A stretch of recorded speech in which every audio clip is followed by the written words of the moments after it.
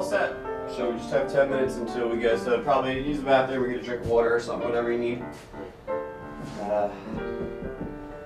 Yeah.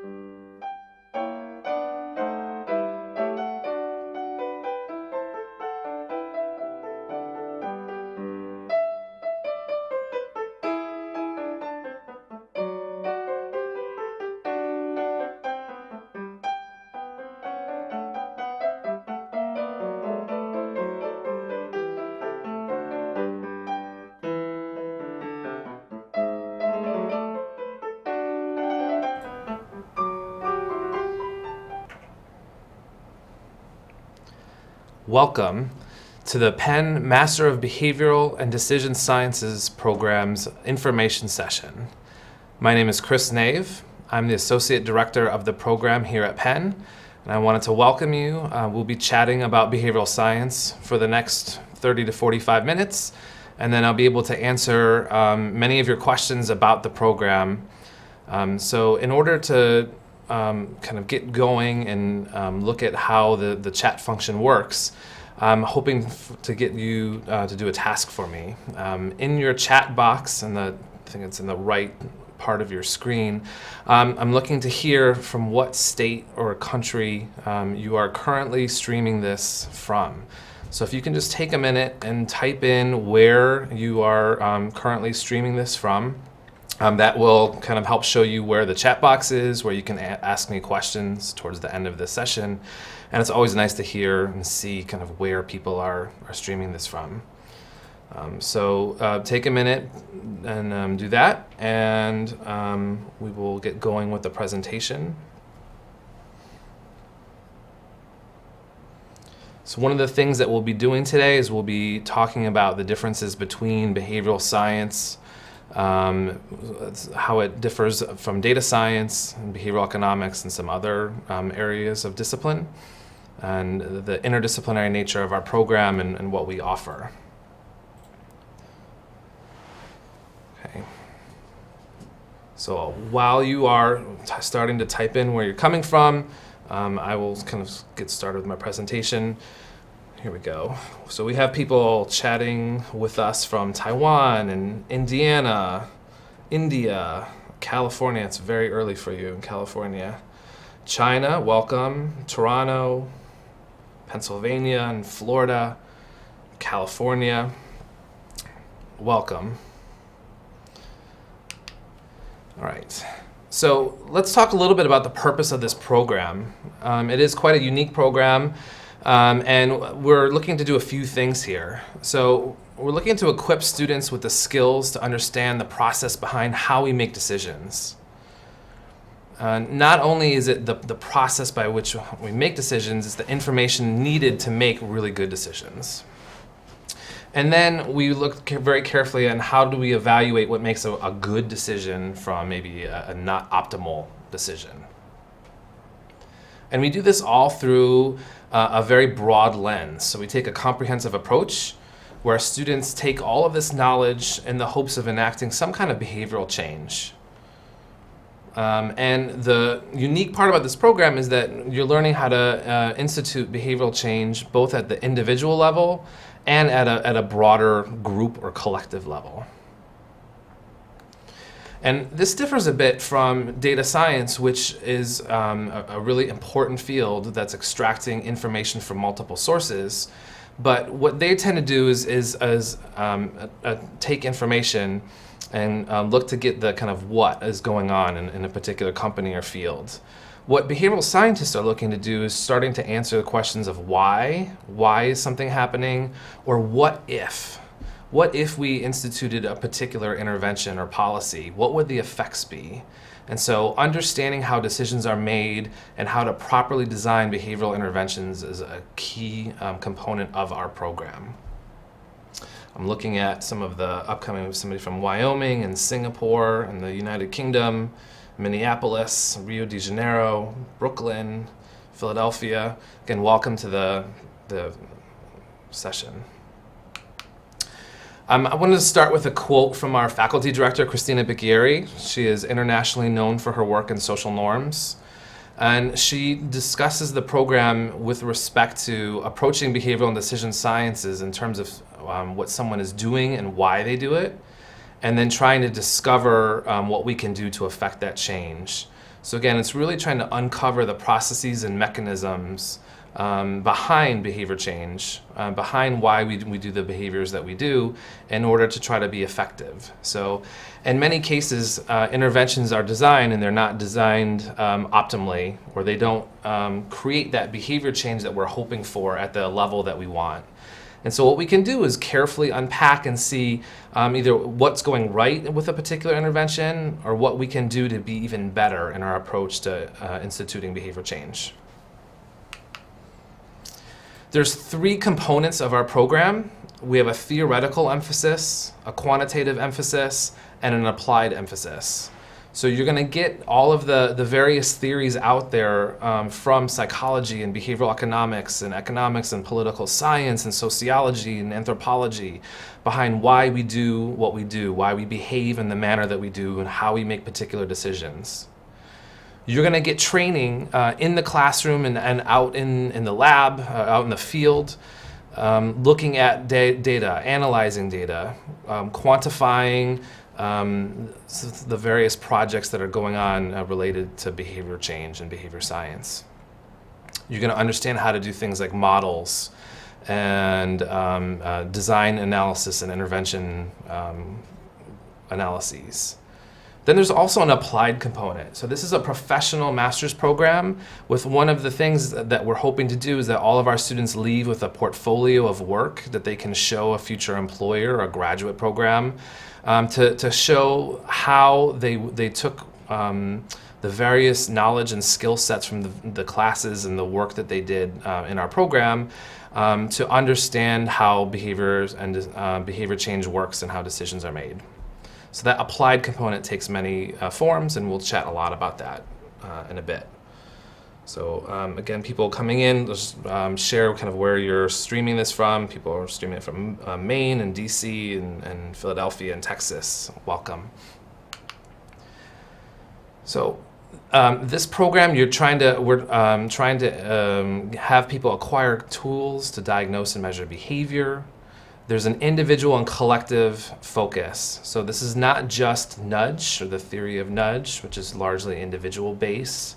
We're looking at how your social networks, your friends, your peer groups, your managers, the structure within a government may hinder or promote particular behavior change.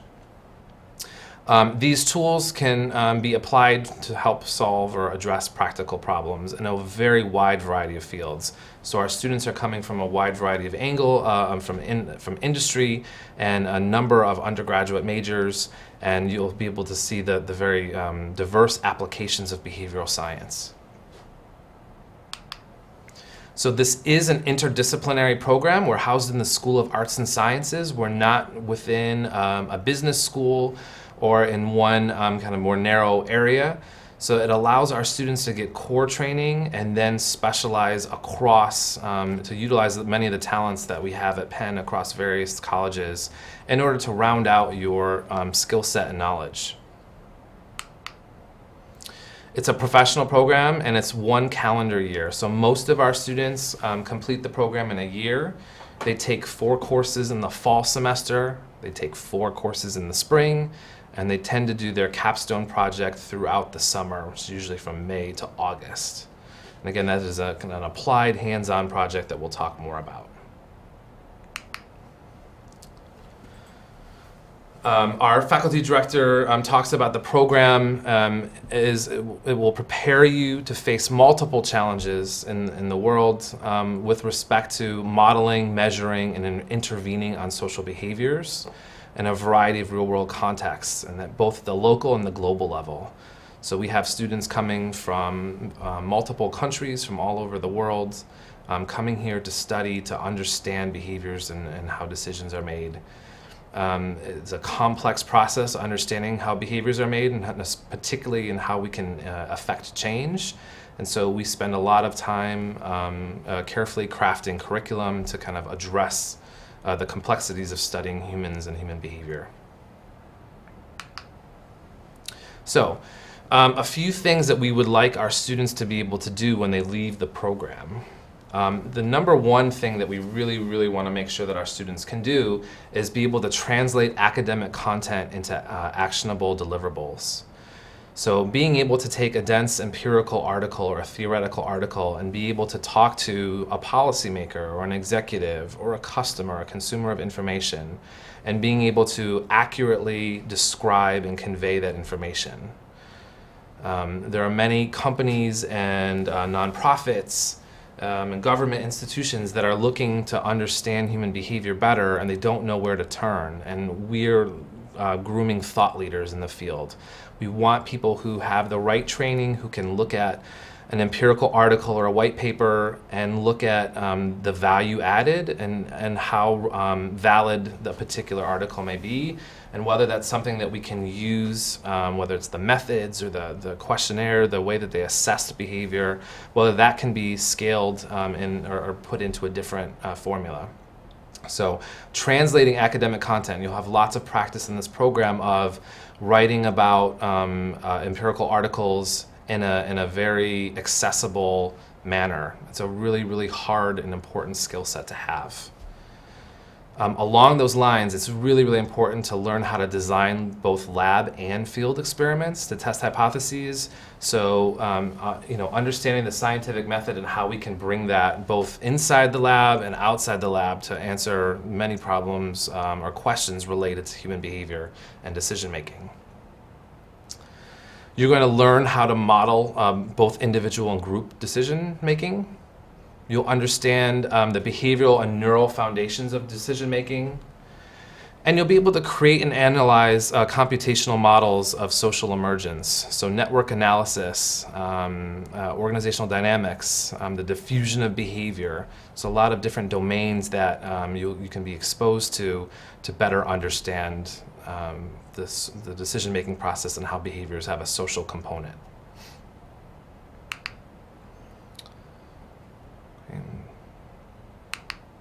So let's talk a little bit about the curriculum of the program. There are 4 core classes that all students in the program have to complete. Our first one that everybody goes through is our Behavioral Economics and the Psychology of Decision-Making course. This is a methods-based course. It combines elements of psychology, research methods, or an experimental psychology course with a behavioral economics, maybe the lab-based course, to help you understand the various considerations that come into when you're designing an intervention or designing a study, if you're designing a randomized controlled trial. And it walks through some of the pros and cons of the different methodologies, and it helps you be a better evaluator of scientific content and a better creator of scientific content. The course is very hands-on. There's a group-based component where you do a project, a research project with a team to extend your understanding or our understanding of how behaviors are made. We tend to have a celebration. We do this research celebration day at the end of the semester where we get to see the various projects that people picked for this particular course and some of the interesting insights that they had from this hands-on process. And they're using things like MTurk. They're getting field research. They're evaluating participants and getting questionnaires, both from college students and from non-college students, to start answering these questions. One of the most unique components of our program is a social norms and informal institutions course that everyone has to take. It's one of your core courses. This is where you're understanding how groups, collective behavior influence decisions.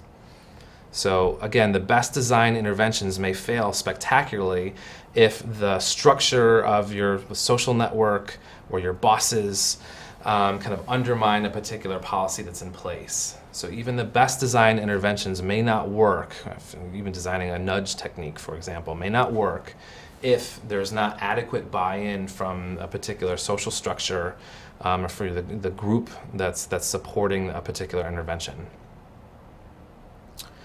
We also have a public policy and applications course that is one of the cores. So being able to bring behavioral science out of the lab into kind of designing interventions at the local government, the broader government, and kind of just deciding on policy, how policies are made, both within institutions and outside. This is a great survey course where you can see kind of the very broad applications of behavioral science.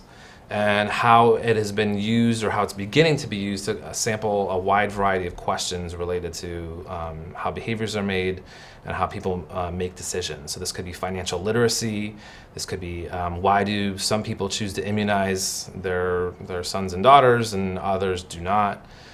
This might be why do some people pay their taxes willingly and others may not. So there's a broad variety of topics that are covered in our public policy and applications course. And it culminates with a final project where you're using behavioral science and some of the techniques from the variety of courses that you took to solve, to address some problems in the policy domain. Our fourth core is an option. You have an option. So it's a quantitative core. You can do a judgments and decisions course. This is particularly important if you have not had any training in the kind of biases and heuristics that people have. So that judgments and decisions is one of the options. You can take a statistical reasoning class in the decision sciences. Or you can take a data science and quantitative modeling course. Our data science and quantitative modeling course is very applied. What you're doing in that course is you're basically translating some of the work that a data scientist may be doing. So they may be pulling a lot of data and information and providing very dense outputs and reports. What your goal as a behavioral scientist from our program with a master's degree would be to how to effectively interpret the reports, the dense reports that a data scientist may be pulling, or to provide psychological context behind what they're doing so that you can take the report and turn it into something actionable. So what is the one-page deliverable from the various reports that maybe a data scientist is doing? What's the best way to visualize the data? You'll learn all of the pros and cons of the various ways that you can model data to understand kind of the complexities of human behavior. Both the data science and the statistical reasoning course that we offer are R-based. So by the end of the time that you are with us, you can say that you are proficient in R, or at least that you are very familiar with using R, which is a very important statistical analytic tool. It's free. It's something that more and more companies and organizations and nonprofits are using because it's free and because it has a lot of power. It's open source, and there's a lot of applications for it. The data science course, you're also being exposed to Python. You get some experience looking at, understanding, using elements in Python and coding so that you have a base understanding, a broad understanding of what's going on when people are modeling data. So I wanted to show just kind of how interdisciplinary our program is. So I pulled this from our first cohort. So we are in our second year. We have our second cohort with us right now. And to show kind of how truly interdisciplinary our program, I'm reporting the number of unique courses that people took across campus. And what you'll see is that our students took classes all over. So we had a number of students take classes over at the Wharton School, through the School of Arts and Sciences, through Annenberg School of Communications, through the Perelman School of Medicine, through the School of Social Policy and Practice, the Graduate School of Education, the Law School, the School of Engineering and Applied Science, and the School of Nursing. So we had a lot of diverse course offerings that our students took across campus. So in addition to the 4 core classes that everybody's taking, you can take up to 4 electives, and 3 of them can be anywhere around campus. So they can be anywhere in the schools that are mentioned on the screen, or they can be with us in our program. They can be through the School of Arts and Sciences. They can be anywhere. I pulled a few sample courses that some of our students have taken both this year and last year. And so just to kind of give you a sample of the diversity of classes that are offered and that our students have actually used on campus. So there's a really great integrated product design program that the Wharton School, the School of Design, and the School of Engineering have created that our students have access to their courses. Data analysis for marketing decisions. There's a predictive analytics. There's a lot of classes in the public health.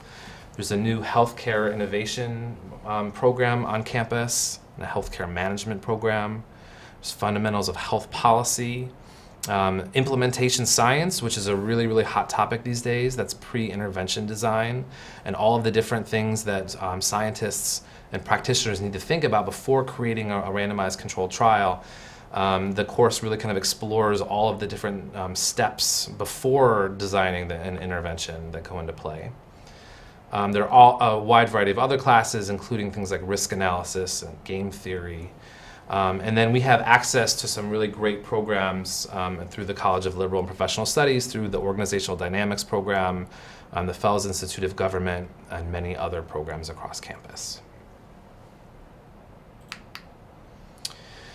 So our curriculum is quite applied. We try to make it as applied as we can. In addition to getting the theoretical and quantitative training, we want you exposed more than just the coursework that you're getting.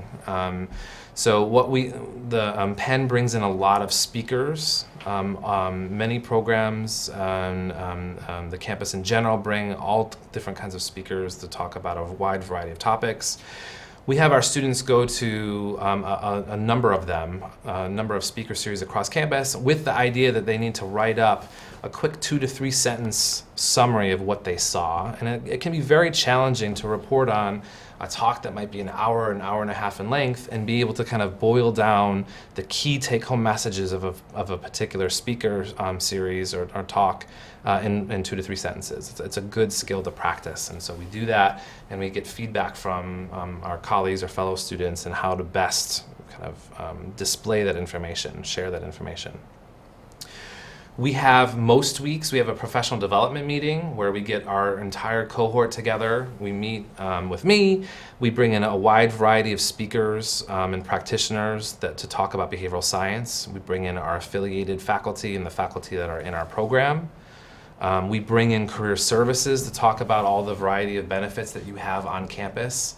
We do resume reviews, and we practice our networking skills. Among many, many other things. So last year alone, we had speakers come from Microsoft and Meritz and People Science and LinkedIn and a wide variety of other companies, AIG, Prudential, came and visited our program, spoke with our students. In some cases, they interviewed them for internships and jobs, and helped provide some mentorship or context behind what behavioral science looks like in their particular field. Our students get very involved in research and case challenges across campus.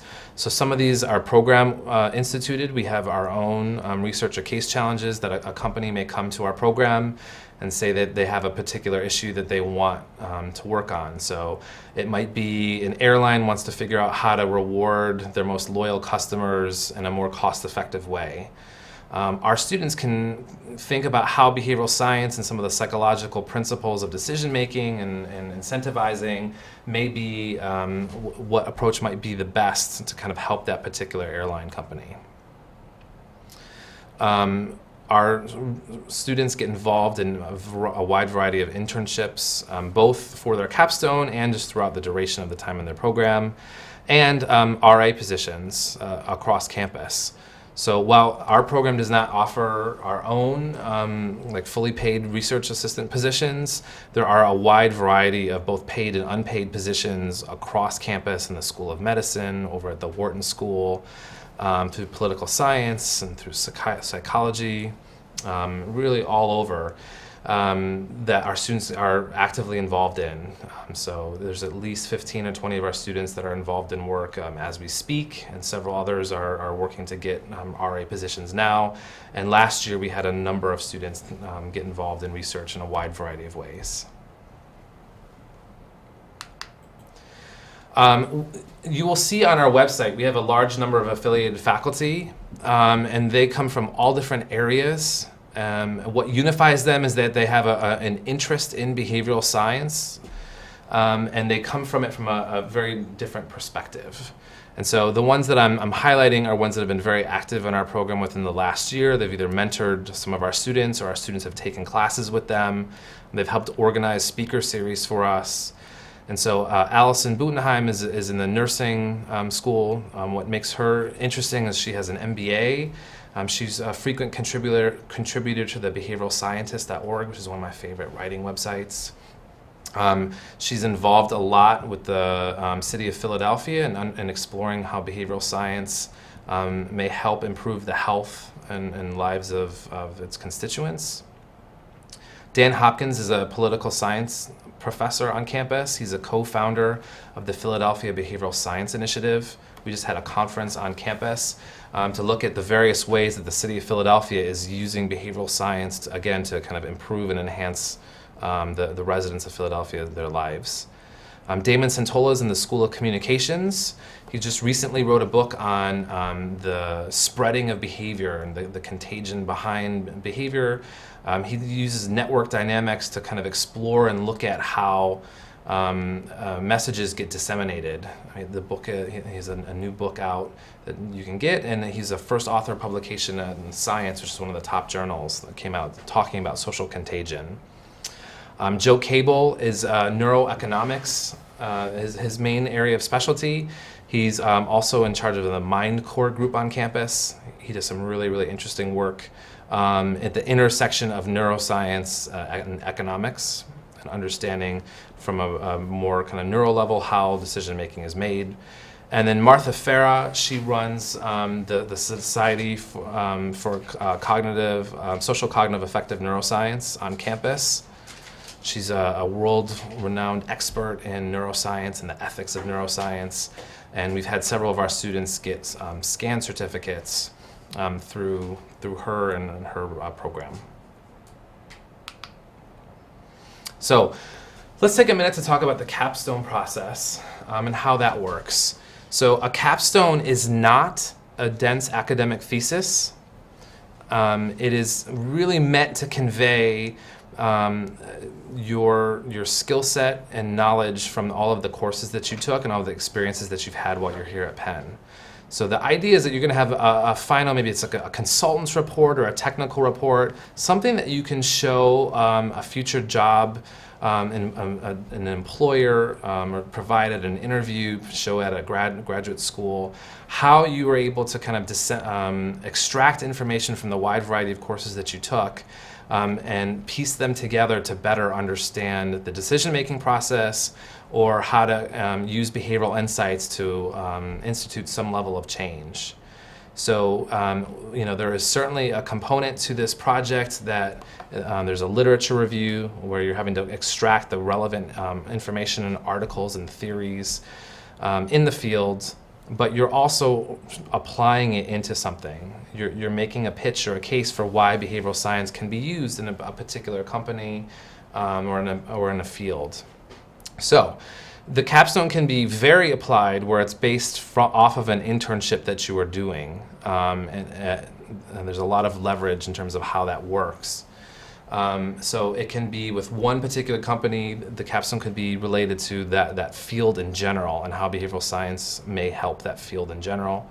Or it could be something that's a hands-on technical report from working with faculty researchers. So in particular, when they're doing really applied projects. So if a researcher is working with the city of Philadelphia and they're trying to understand voter behavior, how to increase voter turnout, and you might be a part of this large, broad, multi-method study. You might be helping with the data collection, the results. You may be helping design the intervention. You will likely be a part of a very big grant-funded project, which is very different from if you're going to maybe a more psychology-oriented program where you might be designing a study from scratch and running your own participants and writing up a final report. What we're trying to do is kind of showcase the kind of complexities of science and what's done in industry, and that's usually a more broad interdisciplinary project that's scaled a bit bigger.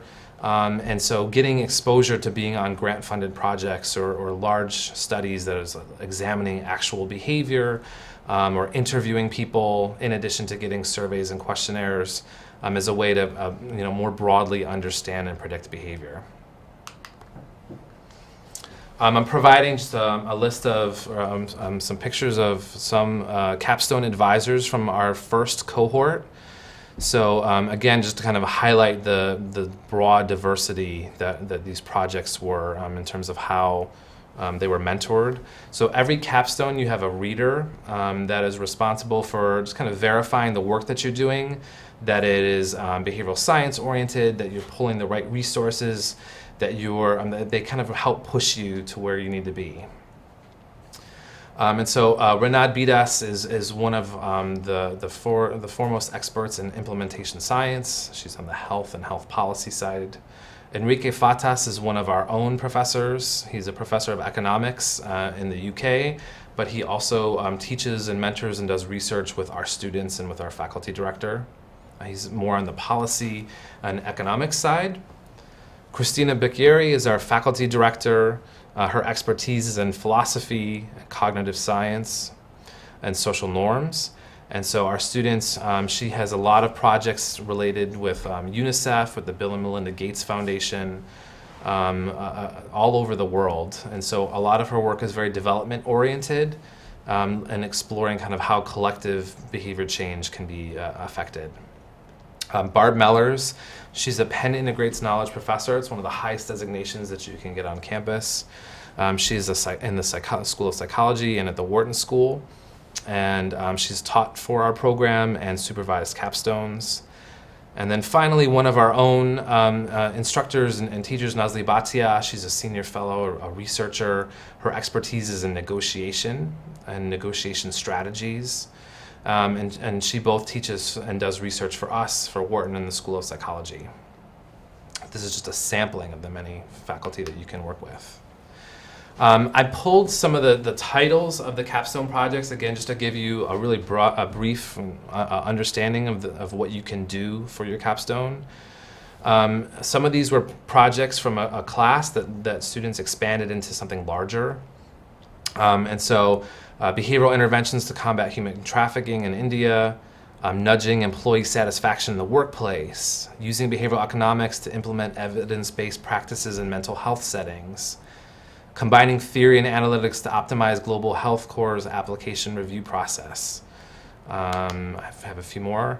Behavioral science and how it provides insights for employee benefits, how cognitive path dependence is a policy obstacle, charitable project related to charitable giving, and then trying to understand why people cheat or don't cheat. So again, just a very rough sampling of some of the really creative capstone projects that our students did in our first cohort. We have a very large and growing conference presence in the behavioral science field. So we're really trying to groom thought leaders, people that are in person, in social media, and at conferences that can talk about behavioral science in a very nuanced but direct manner. And so we hosted our own norms and behavior change workshop on campus. We brought researchers from all over the world to come and talk about their work and expertise in behavioral economics and social norms. We were participants in the Philadelphia Behavioral Science Initiative on campus. We've had students participate in the Think Forward Initiative, which is something that ING does. The International Meeting of Experimental and Behavioral Social Sciences, we've had students present work there. I just came back from the Ideas 42 Behavioral Science Summit, which is very policy-oriented, but pretty broad. There's a Behavioral Science and Marketing Summit, a Behavioral Science and Policy Association that students have gone and presented at. We've had students go and win at the Wharton People Analytics Conference. There was a case competition that our students were finalists and winners for. And then we have our own version of kind of a TED Talk on campus. We have called Grad Ben Talks, in which two of our students won kind of Best in Show, the Audience Award. We have a very diverse advisory committee. So for a program so young, in 2 years, we've had a number of chief behavioral officers and executives from diverse companies that are really carefully, closely consulting with us to make sure that our curriculum is where it needs to be, that our training is where it needs to be, to help ensure that our students have the right training to move it from an internship into a job. So Ideas 42, Microsoft, Merits, the Behavioral Insights team, Prudential, People Science, and behavioral scientists are just a few of our growing, very, very important, vital advisory committee members. I wanted to give you a sample of the diversity of our cohort. So this is from our second cohort. They're coming from 14 different countries from all over the world. South America, Africa, China, India, all over. And they're coming from 20 different majors, which is really, really impressive. So anything from biomedical engineering to finance to homeland security and marketing and political science, history, management, neuroscience, psychology, and social sciences. So they're coming from a broad set of undergraduate training and perspectives, and they're motivated to just better understand behavior and, again, how decisions are made. This is from our first cohort. This is available on our website. It just, again, it shows that, roughly half of our students from our first cohort were international students.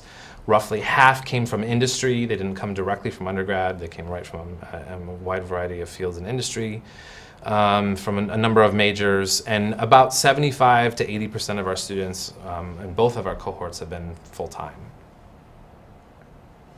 Our first cohort, we had about 45 students. Our second cohort, we have 67 students. 50 of them are full-time, 14 are part-time, and then we have 3 sub-matriculants. I think for this coming year, given the demand, that we may scale up as high as 100 students in our cohort. But what we would do at that point is essentially have 2 groups of 50. To keep things more intimate, we would have an additional advisor. The number of applicants that we have to our program is really quite high, and we want to make sure that we can bring in as many as we can and give them the right skill set and training. And so we may get a little bigger next year, but we'll add in additional advising and mentoring, and so that the cohort model will still be there. I'm just showing kind of a word cloud of the different types of majors. This is from our first cohort. So lots of different majors, but we definitely had a lot more that were coming from economics, psychology, PPE, and finance. Management also was quite largely represented, but we're getting them everywhere. We had magazine journalism this year from Newhouse. It was one of our cohort. It was in our cohort. Just showing some pictures. This was our first cohort.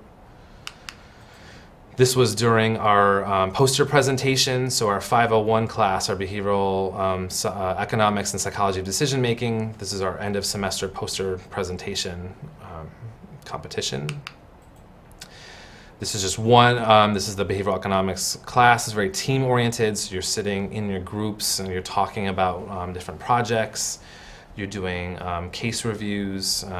You're kind of looking at, again, you're evaluating the methodologies and some of the decisions that were made in particular journal articles, so that when you create your own project, you have kind of thought through some of the pros and cons of the different strategies and techniques. These are 2 of our alumni, Garrett and Tobias, with our Vice Dean, Nora Lewis, at the Grad Ben Talks. They won the kind of Audience Best in Show Award for their work on decision making in the financial space, how the kind of app can maybe stop you from buying something on Amazon if you remember what your financial goals were. So right before you hit the one-click buy button, something will pop up reminding you of a goal that you wanted to save money for a down payment for your house, or that you wanted to help get out of credit card debt. So it kind of prompts you to stop the purchasing. This is just a sample from our first cohort of the different universities that our students were coming from directly out of undergrad. Both, as you'll see, they're international and domestic. It's a wide variety of universities, some of which you in the audience may be coming from. This is our second cohort. And again, kind of the wide variety. So I got my master's degree from Wake Forest. We have somebody from Wake Forest here, from Warwick and Harvard and Sarah Lawrence and Emory and Duke. I grew up in Syracuse. We have somebody from Syracuse in the program. Wide variety.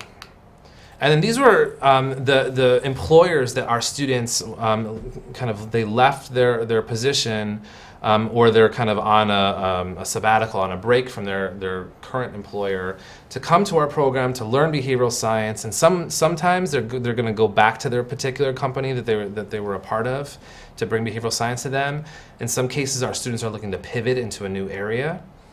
So in the U.S. Army's example, we have an active duty major who was released for 18 months to bring in the behavioral science training back to the military. We have others that are again working either part-time or full-time, or taking time off from these companies to be a part of our program and to bring it back. Now, what kinds of internships and employment are our students getting? Again, just kind of highlighting some of the many internships and jobs that our students were getting. So Ideas 42 and LinkedIn and HSBC, Protobrand is a marketing company, the Center for Advanced Hindsight, Prudential, OECD, which is a global policy think tank, Pensong, our social norms group that our Christina Bicchieri, our faculty director, is a part of, the People Analytics Group, the Center for Health Incentives and Behavioral Economics, the National Board of Medical Examiners, and many, many more. I'm giving some really kind of quick case studies of some of our students and where they came from and where they're at now, just to kind of really give some flesh to what our student profile looks like. So Bing Yan came from Temple. She was interested in finance, and she took some additional classes over at Wharton. She took a predictive analytics course. She took our negotiation behavior class. She took a risk analysis and environmental management class from Wharton, and then a public health communication class from Annenberg. And she's currently employed as a graduate analyst for HSBC Bank. Andres got his master's degree in philosophy, his BA in political science from Columbia. He was a principal investigator before he came here. He was a senior researcher before he came here with us. He took an independent study project with Emile Bruneau, one of the communications faculty members. He took a trust and uncertainty class, among many others. And he's currently a visiting scholar for our Penn Social Norms group. So he's working on some very important grant-funded projects through UNICEF and other funding agencies to kind of help better understand how social norms and group decision-making affects behavior. Sakshi Ghai, she came from the University of Delhi. She's a philosophy major. She was also at Ashoka during their one-year master's fellowship.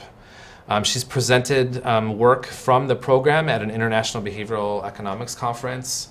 She took a really interesting leadership course on campus, an organizational dynamics course, a power, persuasion, and influence course, and she's currently a research coordinator for a full-time research coordinator for the Wharton People Analytics group on campus. Garrett Mecchiarillo is from Bentley University. His degree is in managerial economics. He was a SCAN certificate graduate, so he took all 4 of his electives had to be neuroscience focused. He also had a background as being an entrepreneur. He took all of his classes that were neuroscience based, you can see them, and he's currently a behavioral scientist for the company Protobrands.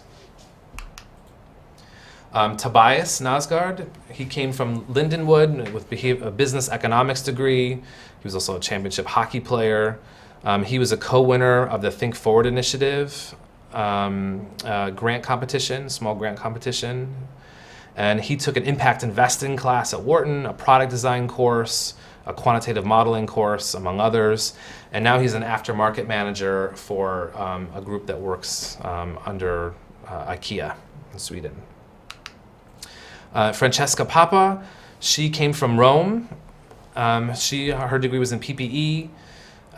She presented her work at an international conference in behavioral economics. She took a law and economics class, an evidence-based policies and political development class. She took a computational social science class from Damon Centola, a risk analysis course. And she is currently a new intern for OECD in Paris. And then Sriram Sridharan, he came from Penn. He was a PPE major here. A research assistant for the Penn Social Norms group, and he took the Fundamentals of Health Policy class, a global health policy, an implementation science course, among others, and he is currently an analyst for Ideas 42. And finally, Angie Wang, kind of sampling some of our students and where they're at. She came from Penn as a PPE major. She was a co-winner of the Wharton People Analytics case study competition. She's had a lot of internships at Capital One and Walmart, among other places. She took classes in computational social science, forecasting methods for management, power, persuasion, and influence, and she's currently working at LinkedIn as an analyst. So, As you can see from some of our real examples and from what we've kind of put in, what we think where our students will go, our students are involved in a wide variety of fields. So they come in from a wide variety of undergraduate majors and companies, and now they emerge into the field in a wide variety of areas. So health and health policy, law and education, marketing, consumer behavior, user experience, consumer research and development, public policy. We have several students interested in doctoral programs in decision sciences, behavioral economics, and psychology, and several are interested in MBA programs down the line. Looking at tuition financing for the program, it's available on our website. It's by course unit. And so what you can't see on the website, at least, is the kind of the total cost for the tuition. So we have that up there for you. You pay for it by the course unit. So if you're taking all 4 classes, your bill is for those 4. Some of our students are taking 3. We have a couple people that are part-time in our program, and so the payments are by the course that you're taking. We do not have any current fellowships or like teaching assistantships, but some of our students are coming in where the company is paying for or subsidizing their tuition, or they're bringing in external scholarships to kind of help support. And then we have a number of students that are working on campus or have paid positions on campus doing research, grant-funded research, that are kind of help subsidizing part of the cost. Much like any other professional program, like an MBA program or a finance program or a law program or med school, a lot of it does happen to be self-financed. So let's take a minute to talk admissions process, and then I will get to your questions. We take a holistic approach to each and every applicant. So we very, very carefully look at your personal statement that you construct for us. We want to look at why are you interested in behavioral science and what are you looking to do with it? Where did you come from? Why is this program a good fit for you and what do you want to do with it? You need to provide official transcripts, and we look very carefully at your GPA and in particular from your most recent 2 years, both what kind of classes you were taking and what your grades were. The minimum GPA is 3.0. Our first cohort, the median GPA was closer to a 3.5. And our most recent cohort, the median GPA was closer to 3.7, but there was variability there, so that was not hard cutoffs. We look at your resume very carefully. What kind of skill sets and knowledge do you bring? Where have you been in industry if you're leaving industry, or are you coming straight from undergrad? 2 letters of recommendation. One tends to be more on the academic side, and one is more on the industry side. If you're an international student, you'll need a TOEFL, unless it's an English-speaking university. And then we have either a WEST certification or new this year, there's a Certifile that is through the application process and that will convert your international school grades into the kind of 4.0 GPA format for us.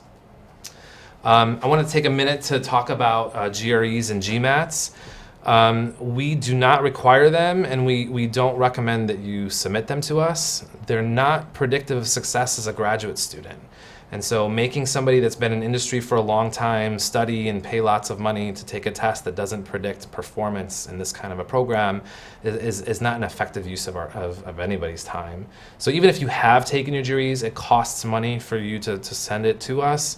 And the Faculty Advisory Committee has not really looked at that information. And so it's not something that we recommend that you either take or provide our particular program because it doesn't really predict success, at least for our program. Our application deadline. This year we have only one deadline. It's February 1st. It's not rolling admissions. So while you can submit your application today, or some of you already may have submitted your application, there's no competitive advantage for getting your application in tomorrow versus sometime in January. We will be doing some interviews. Not everybody will get an interview, but we will be doing some interviews. And those would likely take place depending on when the applications come in. So if they do come in January, that gives us a little bit of a lead time to start scheduling some interviews. But our Faculty Advisory Committee does not meet to look at and really carefully evaluate students' admissions materials until after the February 1st deadline. Okay, So I'm going to take the remaining time to answer some questions. So you can kind of type them up and I will check. If I don't happen to get to them or I miss them for any reason, our contact information is up on the screen. And you can also find my direct email address on our website. I'm more than happy to answer any questions. Our team is more than happy to answer any questions that you may have if I don't get to that, or if you think of something from this presentation going forward. So I'm starting to look at options. So career outcome statistics, they're not available yet. We just have one cohort and they graduated in late August. And so several of our students are still kind of in the process of interviewing and finding jobs. And so we don't have anything like that yet. It's going to take a few years for us to kind of figure out the right way to track the statistics and where they're at. We are carefully looking at whether or not students are getting jobs in the behavioral science field.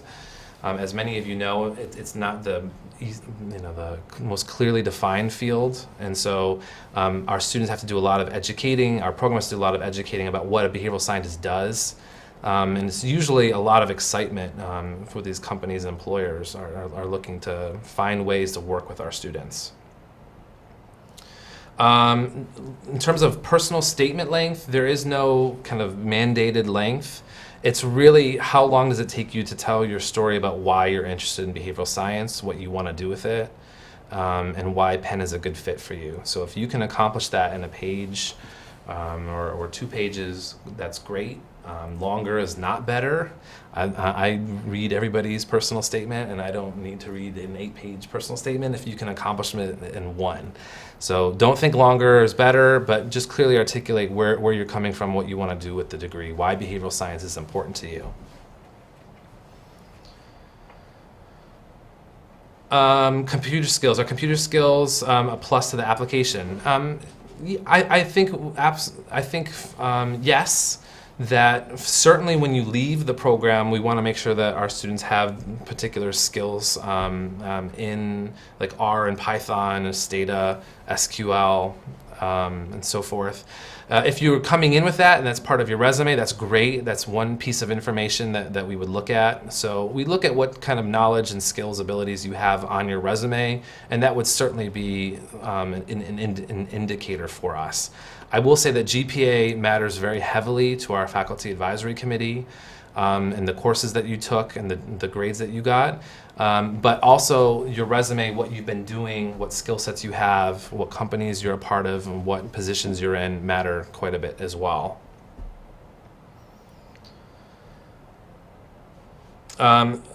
Electives in behavioral economics and neuroeconomics. So there's a lot of elective opportunities. So Wharton has a behavioral economics and policy, public policy program that our students have taken classes at. There's the SCAN certificate, so the neuroscience group on campus offers a number of courses. The psychology department is very neuro-focused. We also see neuroeconomics courses sometimes through the School of Economics. So there's a wide variety. I mean, you can look at the course offerings on Penn's website, and you'll see there's hundreds and hundreds of options. And what tends to happen is you would work with me or another advisor, and we would carefully kind of look at. So we'd give you a list of what courses are our faculty and affiliated faculty teaching for an upcoming semester, and which ones might we recommend from past students' kind of experience across campus.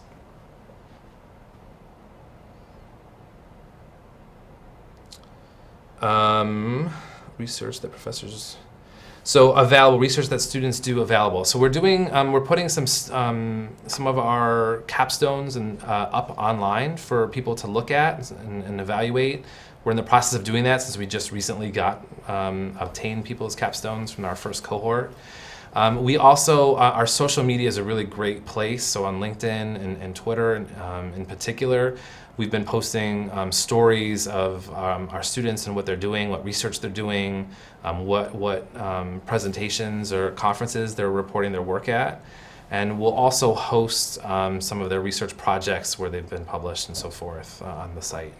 Note that this is a one-year program, and the publication, the ability to get published, it takes a very long time. So we don't have anything quite yet because it takes, again, a very long time, and the professional nature of our program. Our students are kind of hands-on on bigger grant-funded projects. They're assisting with big studies, field work. How large are your classes? They vary tremendously. So our core classes might be slightly bigger. They might be up to about 50 if we're going for next year. If we're thinking about next year and how we might split the cohort. But then a lot of your electives can be anywhere from 10 to 20 or 30 students. And so there's a really close opportunities to interact with the faculty that you're taking classes with. To get a better idea of the field, I think getting involved in research and just reading about behavioral science. So I can't recommend the behavioralscientist.org enough. It's such a great website. It's written at a good level. It's nuanced. It's not overly simplified. You can read about all of the various ways that behavioral science is used in the world. It has a great reading list of articles and books that we generally are in agreement with. Admissions decisions communicated. So February 1st, our faculty committee will meet shortly after February 1st. Our first round, our first tier of students that get accepted in the program, we anticipate that they'll be out sometime in early to mid-March. And then our second wave of applicants, in terms of waiting to hear from what the first group is saying. If they decline, then we'll have a second group that will be notified after that first wave, sometime probably in early April. If you're taking a gap year after undergrad, just get involved in research, I think. What can you add to your resume? Working in somebody's lab, volunteering in somebody's lab, helping out your local government redesign their website to make it more readable and accessible. Employ behavioral science strategies in some of the work that they're doing.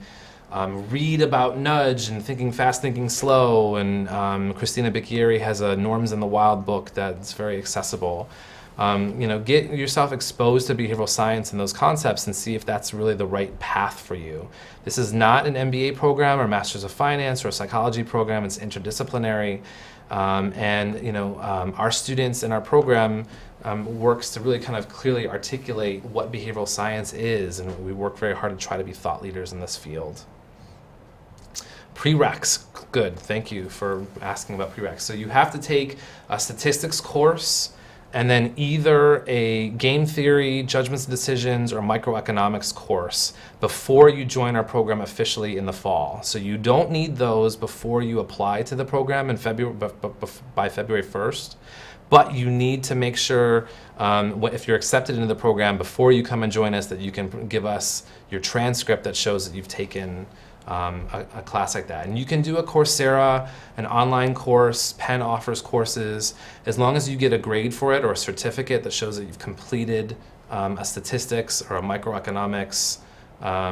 If not a microeconomics class, you can do a game theory or judgments and decisions course. Good. Thank you for providing the behavioral scientist website. It's good.